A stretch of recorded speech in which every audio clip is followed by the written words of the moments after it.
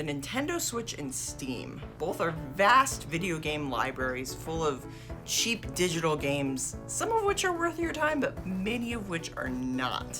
But the appeal of cheapness beckoned me towards a game I had never heard anything about, and in the process I found a great indie platformer that ruled the next month of my life. That game is called Magicat, and today I'm going to tell you why this $5 wonder is $5 well spent. Stay tuned.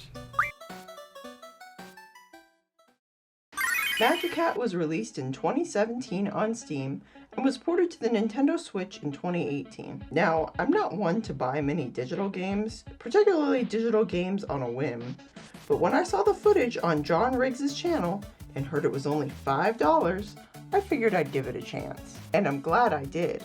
The game's adorable music, backgrounds, and protagonists immediately drew me in, and drew in my daughter, who made it a point to watch every time I played.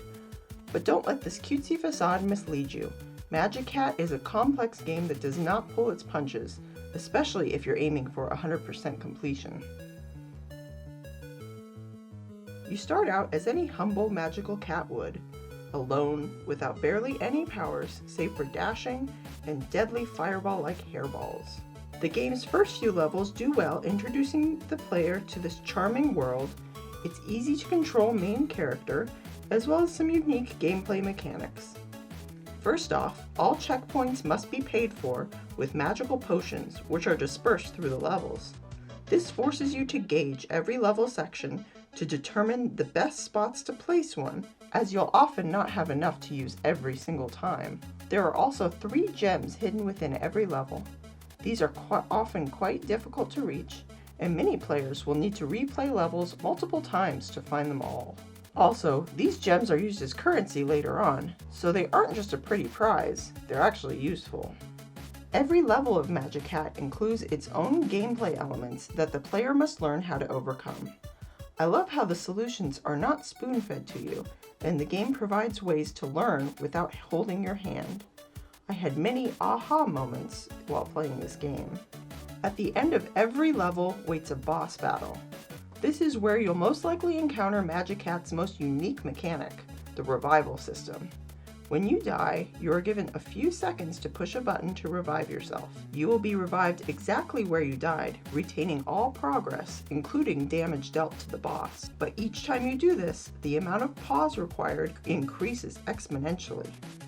Do you want to spend a whopping 32 pause to be revived? You've only got a few seconds to determine if it's worth it. The designs of these monsters are often much larger versions of enemies you've encountered earlier. Though this can be a bit repetitive, the battles are always fun and difficult.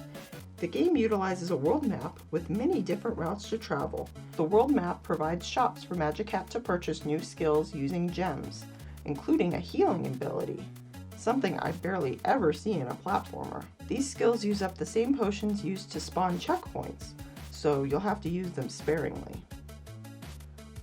In the end, I think the 2 things that surprised me most about Magicat is 1, it's $5 permanently, and 2, nobody seems to be talking about it. Magicat has quality level design and replayability, the characteristics and cuteness level of like a Kirby game, and super smooth controls, and yet it's the price of a disc-only sports title or a hamburger. So how come nobody's talking about it?